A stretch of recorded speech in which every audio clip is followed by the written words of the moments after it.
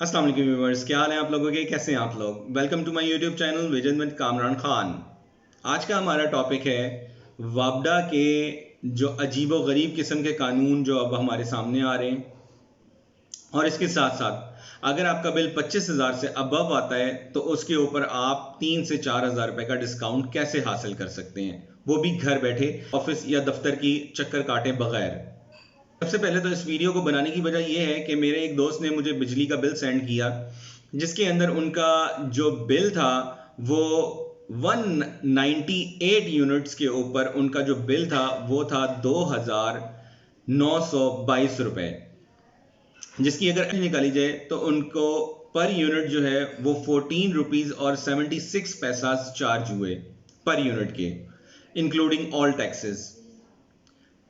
उसकी दूसरी तरफ उन्हीं के सराउंड में रहने वाले एक और दोस्त हैं, उनका बिल 199 आया और 199 आने के बाद 5,560 रुपीज था, जिसका मतलब ये हुआ कि आपका जो बिल है वो पर यूनिट 24 रुपीज और 94 पैसा पे कन्वर्ट हो गया। अचानक से ये जो ऑलमोस्ट 50% का डिफरेंस आया दोनों फिगर्स के अंदर, ये क्यों है, क्या है और कैसे है? इसका जवाब तो कोई भी नहीं दे सकता, क्योंकि ये कानून अगर इंसानियत के हिसाब से बनाए जा रहे होते तो कभी ऐसा ना होता, लेकिन ये इंसानियत के बिल्कुल खिलाफ बनाए जा रहे हैं। क्योंकि बैनुल अक़वामी इदारों के अंदर बताया ये जा रहा है कि पिछले एक साल के अंदर 10 करोड़ से ज्यादा लोग इस टाइम सतह गुर्बत की लकीर से नीचे आ चुके हुए हैं। सतह गुर्बत की लकीर से नीचे आने का मतलब ये हुआ कि अगर कोई घर वापडा का सारिफ सिर्फ अपने घर में एक फ्रिज, 2 पंखे, एक टीवी और 4-5 लाइटें इस्तेमाल करेगा तो उसका बिल भी कमो बेश 300 यूनिट से अबव चला जाएगा।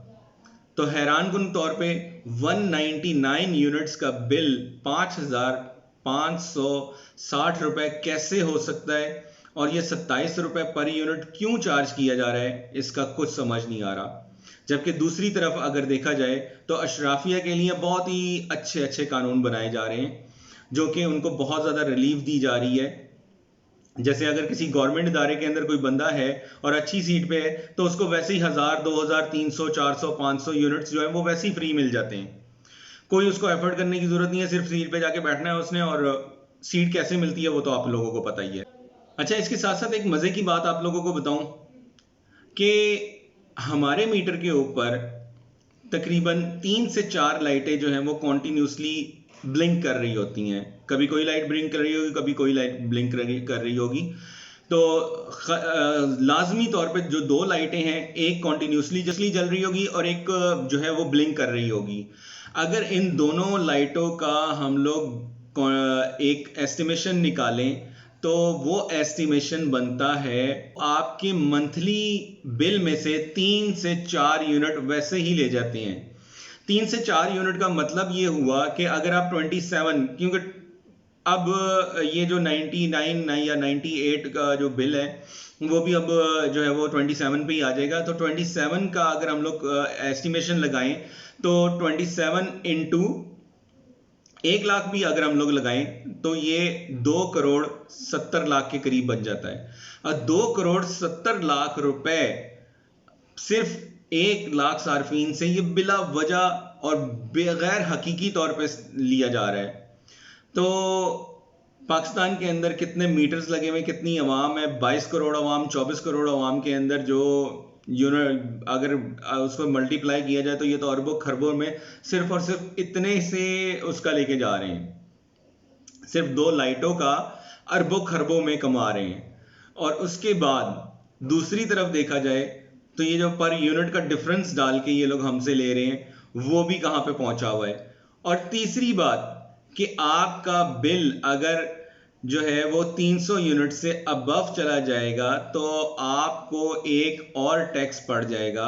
300 से अबव चला जाएगा तो आपका जो बिल है वो वैसे ही ऑटोमेटिकली जो आना है बिल वो तो आएगा ही, प्लस उसके अंदर एडिशनल चार्जेस आ जाएंगे 2 से 2,500 रुपए अलग से تو یعنی یہ 2 سے 2,500 روپے بھی اگر آپ 24 کروڑ اس کے اوپر اگر ملٹیپلائی کریں تو آپ لگا لیں حساب کہ کہاں پہ چلا جائے گا حساب. میرا خیال ہے اس میں بھی اربوں خربوں یہ کما رہے ہیں. یعنی انڈائریکٹلی نمبر آف پلیسز سے ہم لوگ جو ہے وہ اربوں خربوں روپیہ کما رہے ہیں, لیکن اس کے باوجود بھی ہم نے عوام کو زندہ نہیں چھوڑنا. یہ ہمارے لیے لمحہ فکریہ ہے. اس ویڈیو کو آپ زیادہ سے زیادہ شیئر کریں تاکہ ہمارا جو یہ احتجاج ہے, یہ ہماری جو بات ہے وہ عام عوام تک جائے, اور ہم سارے ایک پینل پہ آ کے اس کے خلاف ایک احتجاج ریکارڈ کروائیں تاکہ ہمارے لیے آگے آنے والے وقت میں کوئی مشکلات نہ ہوں.